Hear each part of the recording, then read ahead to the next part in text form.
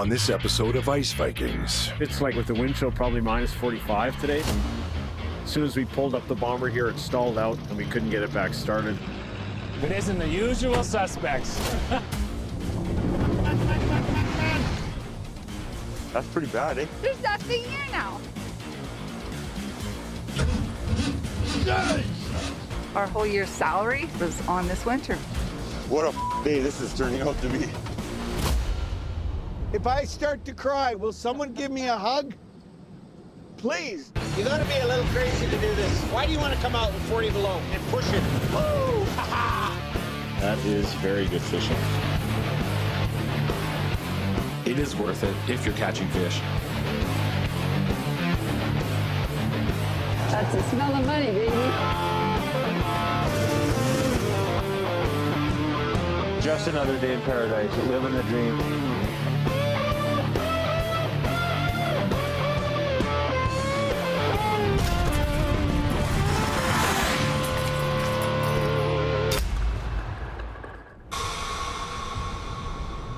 The crack outside of Gimli has been active most of the season. It's continuously moving and breathing through the winter, and it can take as fast as it can give, creating danger for anyone who takes for granted that there's still flowing water below their feet. When a large chunk of ice dislodged from the shore, stranding 2 men out fishing. The crack split right on them, right through their tent. Trucks are always going down, so the lake is constantly moving. 2 Manitobans dead and has fishermen warning of the dangers. You try not to think about that on a daily basis, but there's any sort of number of things that can happen that you wouldn't expect. It's dangerous. People die every year on Lake Winnipeg.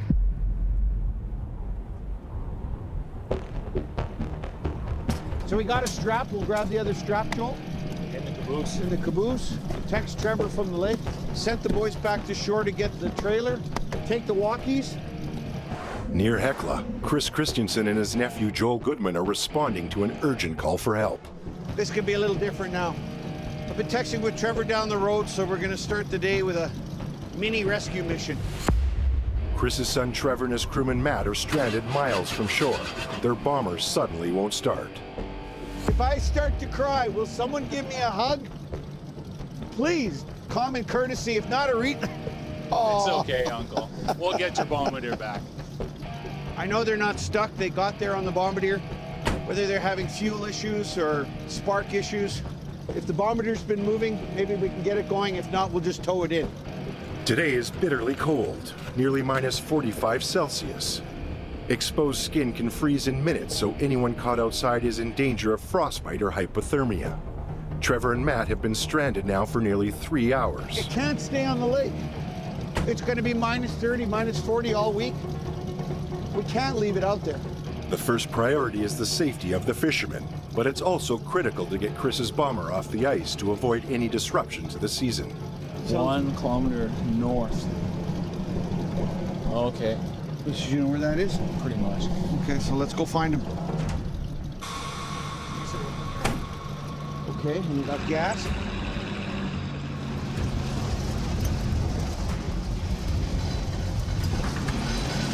I think it's all of this, I eh? guess I could just follow their tracks. Trevor and Matt got an early start, so they've been on the ice for nearly 3 hours. It could take another hour to reach them. That's pretty deep. We're driving in heavy snow. They're down a foot underneath the snow. I don't like the skis. The skis are wrong. Too heavy. I think so.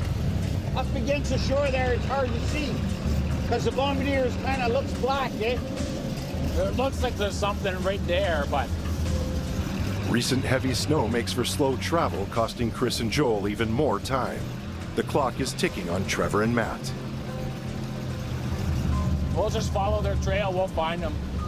He's not lost. He's just cold. Just cold, yeah.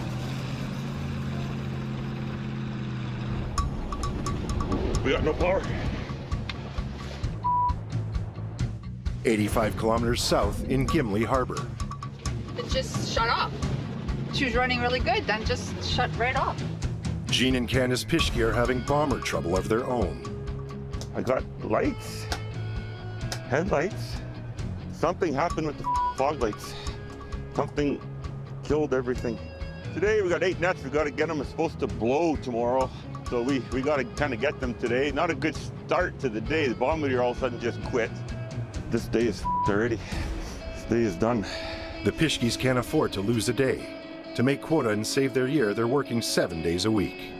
I don't know if we should go out there or not. And just like that, the bomber is running again. That's always a good feeling. I don't know what. We were just, stopped and looked at things. So it's just quit. So it's the first time that's happened. I'm just about stressed out. I need vacation, but it's way too early in the season to think about vacations or just time off. So yeah, this stress is building. With bad weather in the forecast, the Pischkes need to lift nets and get their catch home today. So we'll go. Kind of can't really afford not to go. Good thing it waited a few minutes and it started up again. But still, you know what? It's going to be a day where you're wondering, is it going to start?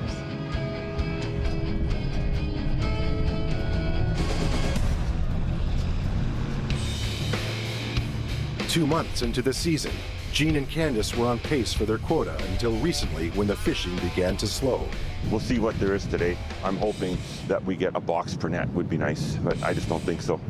February is always that way, and just hoping if we can get 500 pounds today, I'd be happy with that. It's dropping off now, but we expected that. I'm just really glad that we got what we got at the beginning. What a day this is turning out to be. It's nothing like a little bit of stress for a guy, eh? With recent snowfall and the crack still actively moving, every crossing must be evaluated. We're gonna go across that crack. Let's hope that it's sealed up.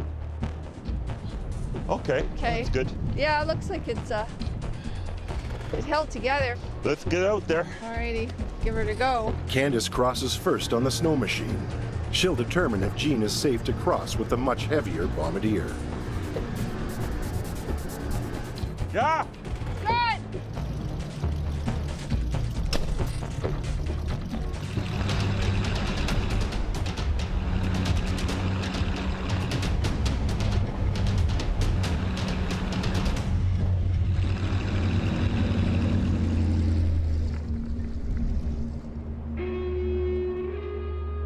That's the best crossing we've had in a couple days. In a couple more days, it's going to be all f***ed up from the cold weather. It's been a real nightmare, this crack this winter. Yeah, you follow whatever you want. I'll follow you. The plan is to start with the nets furthest away from shore and work back in. Nice, eh? Their day starts with some promise. Not bad for pickerel, though, eh? That's what I like to see. Yeah.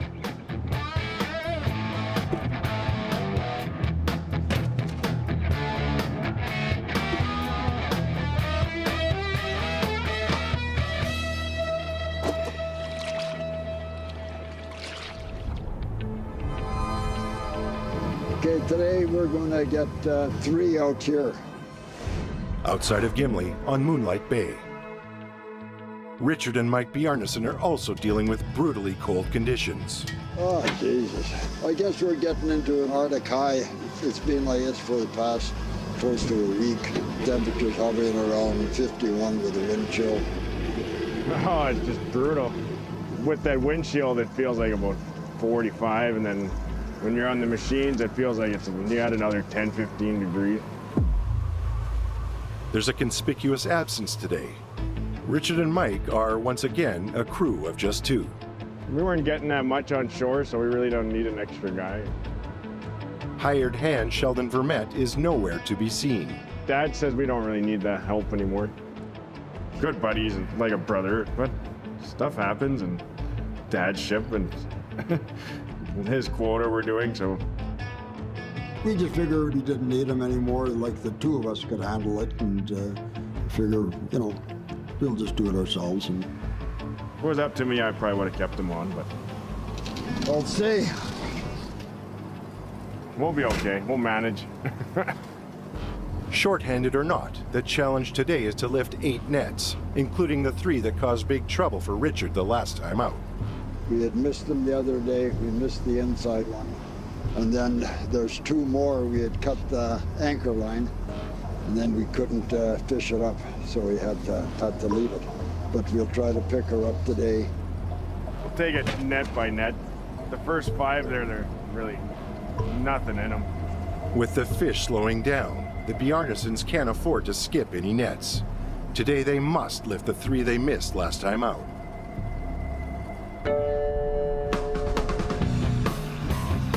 We're running dangerously low on bombardiers. This is where they've been lifting, looks like. Back near Hecla, Chris and Joel continue their rescue mission. Trevor and Matt are stranded on the ice after their bomber died miles from base camp. You can see something in the distance.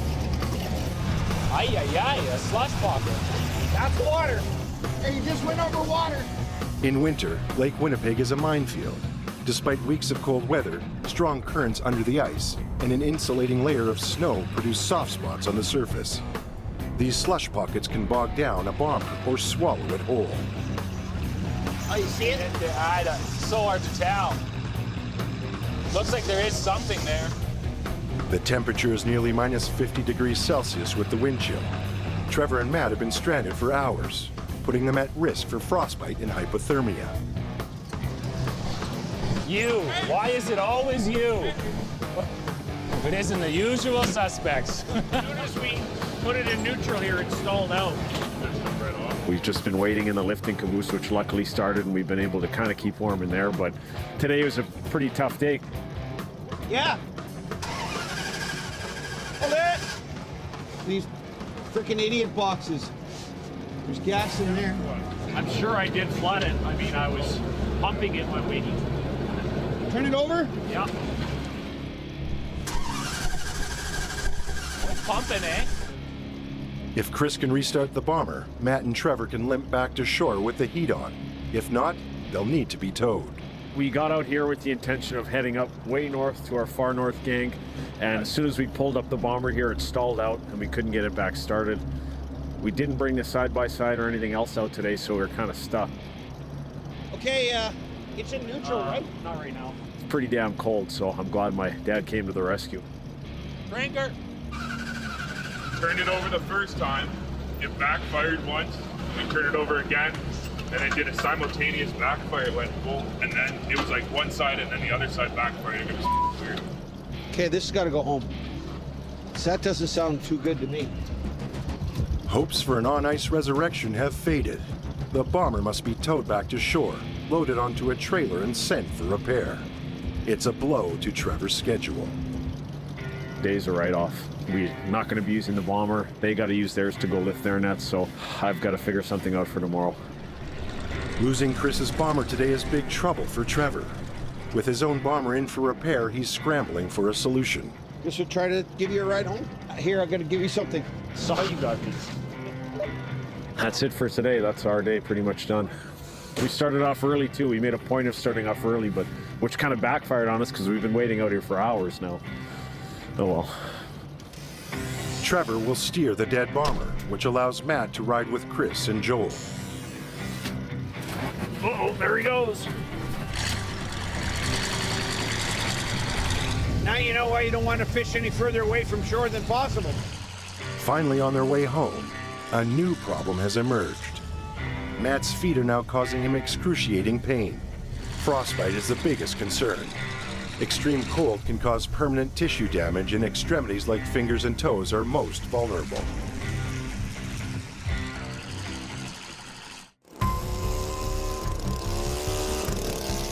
Well, that was about 100 pounds in that net, eh? That's pretty good. I like it. I like it a lot. Back near Gimli. Oh, heavy. Is it? Almost like there's current or something today. Very well could be. Yeah. Last time out, Gene debated about mesh sizes, actually swapping some nets that were performing well in order to target larger fish. We were right on target till last week. Had a few bad days. But we're expecting that anyway. Yeah, February's here, but the countdown is on. Kind of need so much per week just to have that little bit of a cushion at the end in case it gets really bad. How's your hand? It's sore. around with the auger trying to get the spiral on. And I grabbed it and rammed my operated thumb on the. So it's gonna be a long day. But you don't stop it. Just let it. I know, but drop. I didn't Don't think. Stop it. Still recovering from off-season surgery, it's the second day in a row Gene has accidentally bashed his hand. I'm just not the brightest bulb at times. It didn't give me time to think. I just went in there and bang. I sure feel it today. Beauty. This is the type we were fishing last winter to get away from whitefish, but this year I want whitefish, so we're gonna switch out the next ones. That's a tub filler, eh? Tub filler. Ooh. That's a bonus. Look how fresh he is, eh? Yes. They're not supposed to be in these nets, so you imagine what's really down there, eh? But you only catch a few feet on each side of your net. It's amazing the amount of fish that's in this lake. They know I'm weak. The fish can sense it. They do whatever they want with me. It's like Candace some nights. I sense you're weak too. A bit of breathing room on the quota would be a real lift for the Pishkies. A little bit of a surprise here. I think that was an empty tub and we might almost fill it up. Right on. Okay.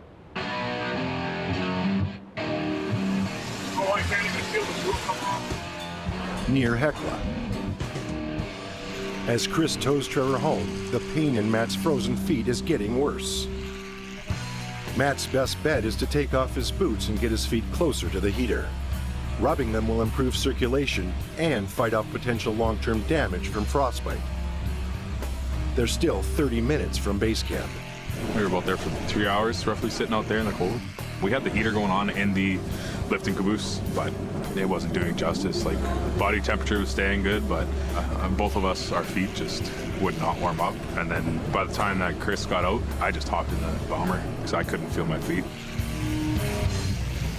Tell him just to follow us. Just stay behind us, okay? I was thinking about passing you. With his day of fishing ruined, Trevor is trying to keep things in perspective. We'll see. It's just too hard to come up here every single day. Like, everything keeps breaking. It's getting way too hard to keep up with. It's costing me way too much freaking money, too. There's one final hurdle before returning to shore. Okay, I got slush here.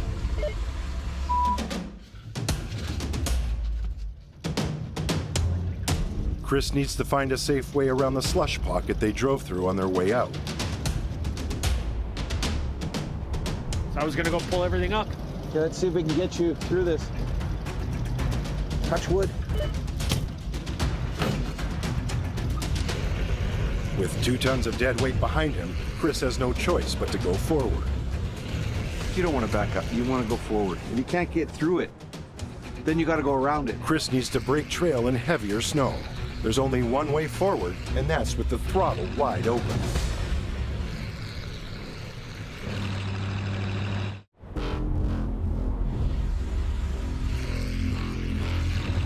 This is my best friend. Near Hecla, Chris has navigated around the soft ice, getting the guys one step closer to safety. So I took a chance, just hoping that for a little further south, we got through it. Now, back on shore, the dead bomber must be taken to a local garage for repair. As for Matt's feet, My little baby toe and the other one beside it, I can't move still, but they're the two that don't matter the most, so as long as I keep my big toe, I'm fine. I gotta make a plan for tomorrow, I guess, because we do have to get to our nets and get everything cleaned up. So I've got to make a few calls and just figure out what I'm gonna do tomorrow. We're done with it for the day. We'll try again tomorrow. it's a bad week for the Christiansens. Trevor's bomber is still in the shop, and now one of Chris's needs repair. God knows. Froze up bombardier, gas, electrical, who knows? For 40 years, Chris has kept his equipment running with Band-Aids, chewing gum, and a motley crew of local mechanics. It's not just going out and fish and getting a few fish. It's everybody else who's helping you along the way. Like I said, it's a fellowship. If you don't have all those fellows, you can't have a ship. A fellowship of miscreants, pirates.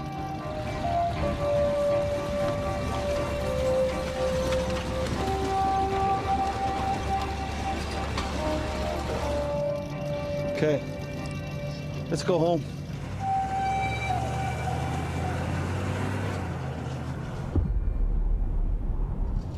We're looking for the peg, like where we cut the anchor line.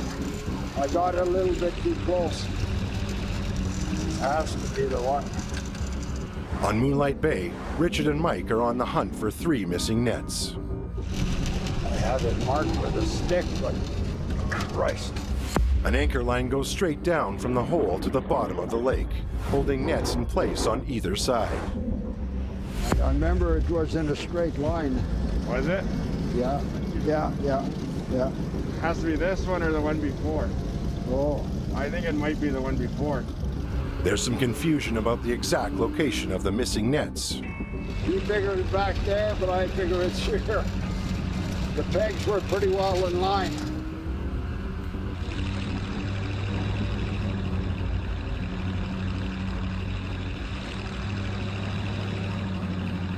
That was pretty close. Yeah. You'll try one more up ahead. One more. Trying to find which one we had, which one we cut. I'll check this one and see if then we'll go back. Richard and Mike find one of the nets, but discover they can't lift it by hand. We tried to get her, but we couldn't get it. The current was too heavy, so it just rolled the nets. No, we couldn't get her this time because with all the panic and all that, I thought I forgot to put up a marker, but just have to wait till next time.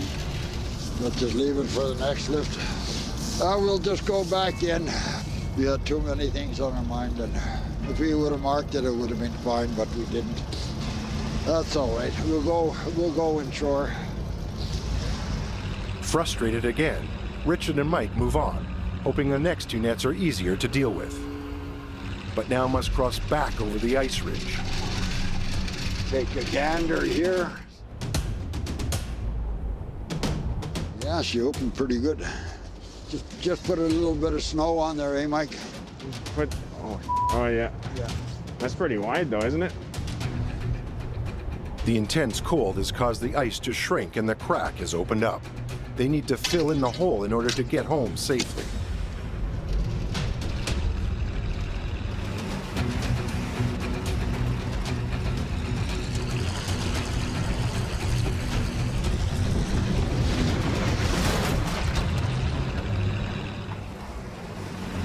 He's good. Yeah, there's some right here. This is just ice that was made a few days ago. That's a floating piece. Driving over in this location again leaves the crossing completely compromised. Mike will need to find a new path with the snow machine.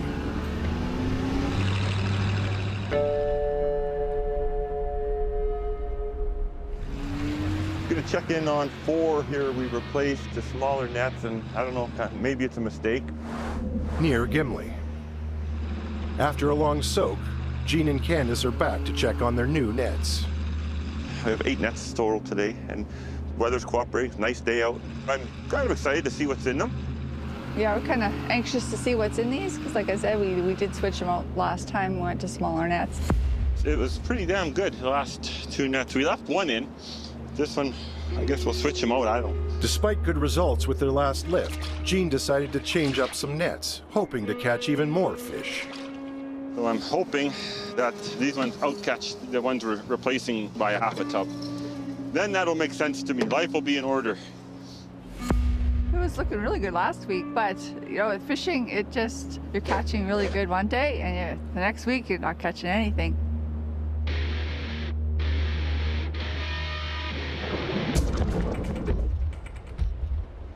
Not bad, eh? Not too bad. Keeps up. It looks like the whitefish have left. Well, once we get further out, Yeah, more whitefish. should be more. Need a couple shots. That's what we need. In clusters. Need a tub filler. There we go. Another tub filler. Seem to drop off a little bit here now. It's kind of scary. We'll see. Might not have been a good idea. The first net of the day is disappointing. Clean, but not great, eh? I was expecting a half a box of whitefish with this. There's never a good time for bad fishing, but right now the Pischke's bills are adding up. I had to buy 2 batteries for each truck. My backup truck, battery is frozen solid at minus 40. Power steering pump went, transmission lines, you name it. And odd sounds coming from the bombardier now. And that cold weather took a toll, I think, on people and equipment. Our whole year's salary was on this winter because we didn't fish in the spring or in the fall. Didn't have the boat in the water, and now the bombardier on the ice. We really gotta put it together and make sure that we get what we need this winter. Or there's some bills that might not get paid. 7 nights. 7. Leave them 9 or 10, I think. Especially when there is no whitefish in them, it can be left longer. That's strange, though. Like I said, it just warmed up, so next lift it could be really good. Yeah, I hope. I don't know what the answers are either. Gene's experiment with the new mesh sizes is a bust. I shouldn't have did that. You shouldn't have did that. Lots you shouldn't have did. Like switch those nets out. I told you we shouldn't switch them out. Yeah, I know. Now what? We have to set again or switch out again. Well, we'll set 8 more, whatever. Does it give me day or what? Should be. Just frustrating. I know. I'm a frustrating individual, right? That's the thing. You really don't know. You think that you got the world by the tail, and then next week you're chasing after fish again, now we're ripping our hair out thinking what we're going to do. So.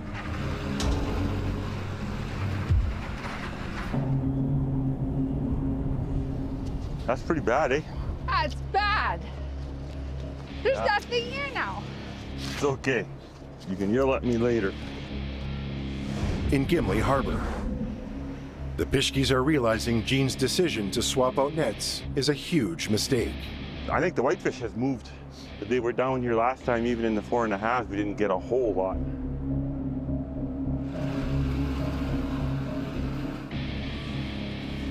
Feel something there. Even the pickerel disappeared here too.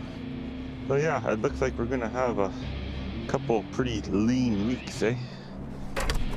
If I fail, she fails, and vice versa. And so then you can't pay the bills. You have to succeed. And the pressure is there. The pressure is always there. I'm gonna have to start staying up later and thinking at night. You should. I have to think of a plan. You should stay up all night and work out a new plan, okay? My plan sucks? Yeah, but it's bad. We shouldn't have pulled anything and shouldn't have switched anything out. It's not what we were expecting.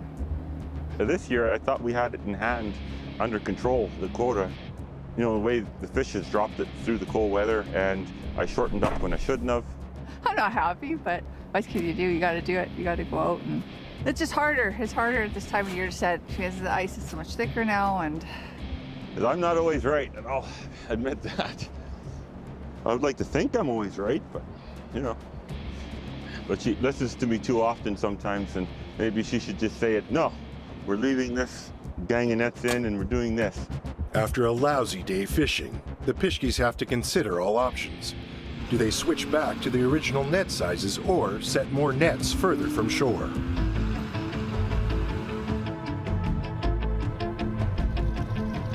We'll try to do 12. We'll try to. On Moonlight Bay. Today, Richard and Mike are back on the lake searching for their missing nets. I was worried about this one. I thought it might be frozen. It's a cold one today. Holy cow.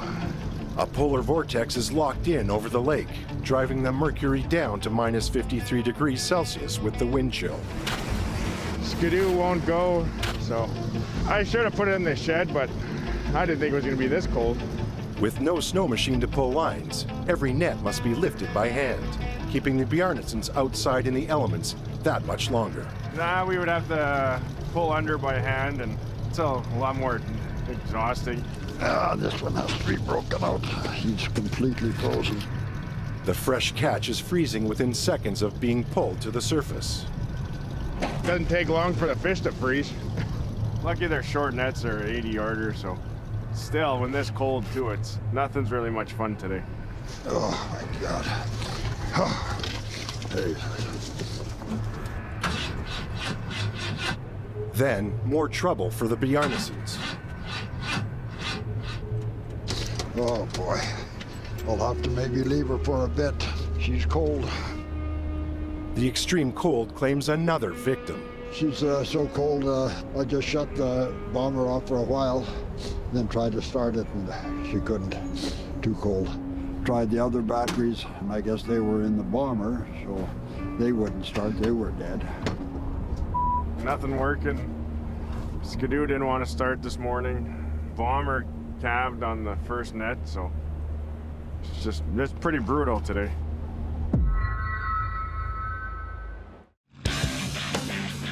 The ice is stronger up here because of all the islands. It walks in and it doesn't move as much. But when it does move, it makes a big crack. North of Gimli, near the Christensen camp. Chris's bomber is back in action, so Joel is taking it to join the rest of the crew lifting nets. Keep chopping, I gotta get it flat. But watch out on this side, because I went right in. Watch out too close, you go in there too. You gotta stand up here if you want to go anywhere, but be careful. Whoa, there I go. This is all water. A pressure ridge is formed, and the crew needs to knock it flat before they can cross. But there's a second problem. A second layer of ice, known as shelf ice, makes the situation extra treacherous. Should be fun. Shelf ice is unpredictable and forms when one ice sheet slips over another. Its thickness can be impenetrable, even to a large ice auger. I don't know about this. Me neither. There's ice underneath it. Look at how far the slush goes. You want to go down to the island where we usually cross? Well, you better work on it. Are you going to go take a look? It's -6. Tonight's going to be -16, and tomorrow it's going to be -36. So you're going to have a 30-degree temperature change here in a 24-hour period. You'll go from slush to frozen solid. The ice just keeps dancing. While the crew knocks down the ridge, Chris scouts for a safer location to cross.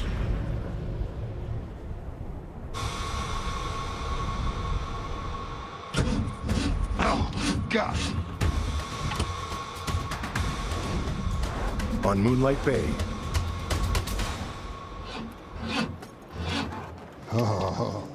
Richard and Mike's bomber won't start, but they catch a break.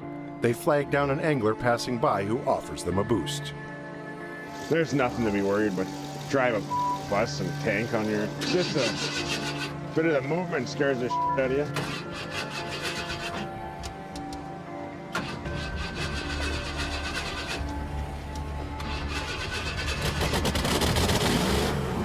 Should be okay now. It's still brutally cold, so they can't risk shutting off the bomber again. It's pretty nasty out here, so we'll have to just keep the bomber running for the rest of the day. You cut it or what? You cut it again or what? I don't know what the hell. More bad news. Richard has just accidentally cut another anchor line. Jesus Christ. I guess we'll have to go to the other end and pull her. Where, here? Mike must go to the previous hole and pull on the net to remove the slack, bringing it closer to the surface. Jesus Christ. With the anchor line cut, the net drops well out of reach. He must now go fishing for his own net, using anything he can find as a hook. Oh. Mighty. But it's one more thing that's not working today. I'll go to the next one. Gee.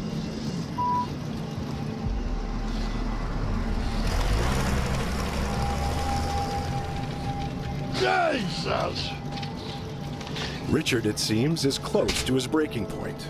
Christ. Now he's gonna try again over there.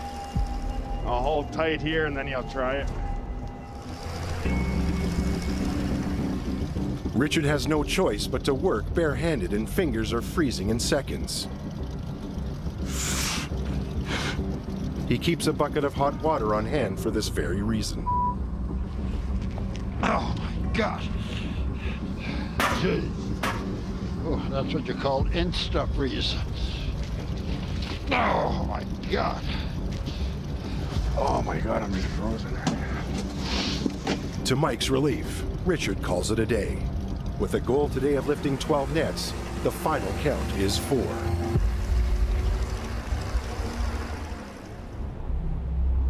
This isn't ideal at all. Like, there's a lot of water there. 80 kilometers north of Gimli. Joel and the rest of Chris's crew wait for his return. He's scouting for a safe spot to cross the ice ridge with not 1, but 2 bombers. If he comes back where we used to cross down there, it's a bit better. It might be, who knows? There's water everywhere as far as you can see. Like, we could cross this if we flew across, but I don't. That's where I went. With so much flooding, one step in the wrong spot is enough to send a person right through the layer of shelf ice.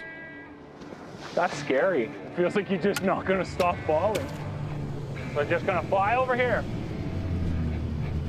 Like over there, you could probably cross, but Chris is running out of options to reach his nets on the other side. let me try with one bombardier. If it's no good, then someone's gonna have to go down there and cross. Just follow my snowmobile trip. Okay.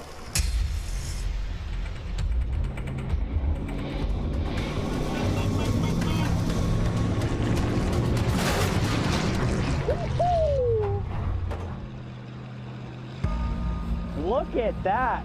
That snapped it just like I thought. I'll get your camera, Chris. Close the door yet? Yeah, it's all busted out. How bad is it? It's not great. Chris has made it over, but the shelf ice has collapsed and the crossing is now flooded. There's no way to safely get the second bomber over in this location. I don't know if you want to go across this. I mean, if you had another trail, it would be better to go over. Yeah. Is there one right there? I'll just go down there and cross. Without me. Go down there with the bomber. Meet me there. The challenge now is to find another location where the second bomber can cross.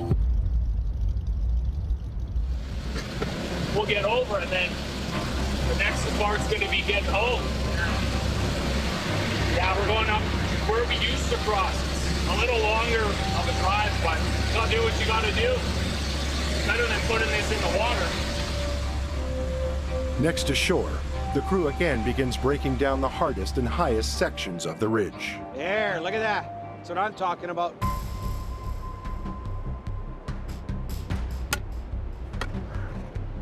Look at this. This is what you want. Get this out of here.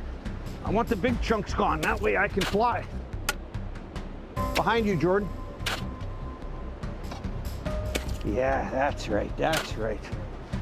I'd rather break something getting across and put that thing 3 feet in the air than to spend the rest of the winter trying to figure out how to fish a bombardier from the bottom of the ice. But if anybody's going in, I'm going in, so I'm taking the bombardiers across. Yeah, come in at an angle so you don't f it up for my bombardier. Try to come like this. And then that way you can make a path for them. There's a chunk right there I don't like. Right there, Joel. Good God, why they don't give you forks at home, do they? I wouldn't tell them to do something I wouldn't do myself, so that's just the way it's going to be.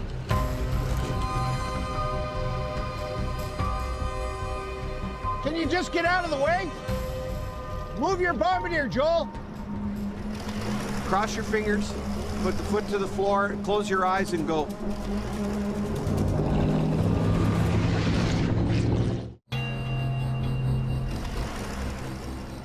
And you get out. I don't want you in here. Yeah, no, you're not. Get across. 80 kilometers north of Gimli. Chris needs speed to get his second bomber over the pressure ridge.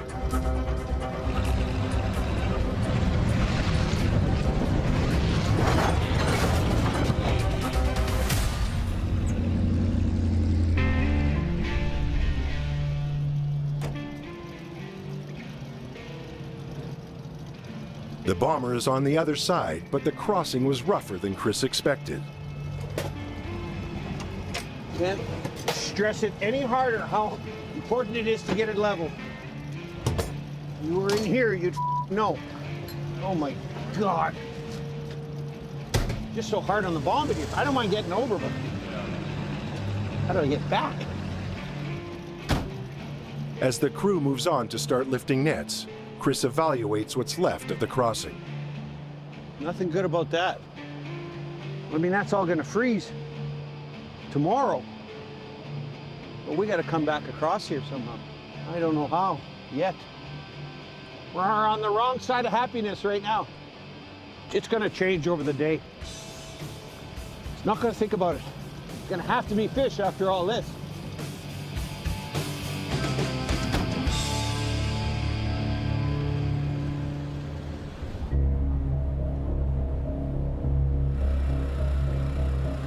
Is it worth the trip? Yep, looks like it. Wow. Despite the danger getting here, the catch makes the trip worthwhile. That said, it's mostly pickerel, and right now, Chris needs whitefish to keep his clients happy. It's nice to see that there's a sign of fish, but it's not what I'm after. So, made a decision. Yesterday, we went and set a bunch of nets outside of Gimli. I tried to find a little spot where nobody was. Despite the glut of fish up north, Chris is hedging his bets by setting a gang of nets closer to home. Can't look out my window every day and see everybody out there and not know what the hell's going on. It really bugs me. And I just ask myself, what the hell's going on out there? I mean, if there's fish outside of Gimli and the fish drops off out here, then I look like I know what I'm doing. By doubling down, Chris will now need equipment and crew in 2 locations to stay on track. It's a risky move in the middle of a tough season. You can be a half a mile off or you can be 20 miles off. And 20 miles is as good as half a mile if you're not getting fish and you're not in the right spot. The fish is moving so fast. I've never seen it move so fast. Everything is changing quickly. It's gonna be 2 months, 2.5 months, and we're gonna have open water. It sounds like a long time, but not when you go from 3 feet of ice to 30-foot waves. It isn't. You say 2 months, but 2 months will be a blink of an eye. On the next episode of Ice Vikings. So this is probably the coldest morning we're gonna be going out. Things aren't wanting to cooperate. That's what happens when it gets so cold. God damn it. I thought it was gonna be nice today. Cold. It's minus cold out here. It's just like a big brick. This is what's stuck underneath. Everything's just gonna take longer. Minus 37. Well, I guess nobody wants to show up. Can't wait all day. There's a fire in here. Oh no, it's. That would have been nice to know before. Jesus, Mike. These lines. Out of gas. Gotta do the tippy-tippy. I almost drove right into the concrete silo.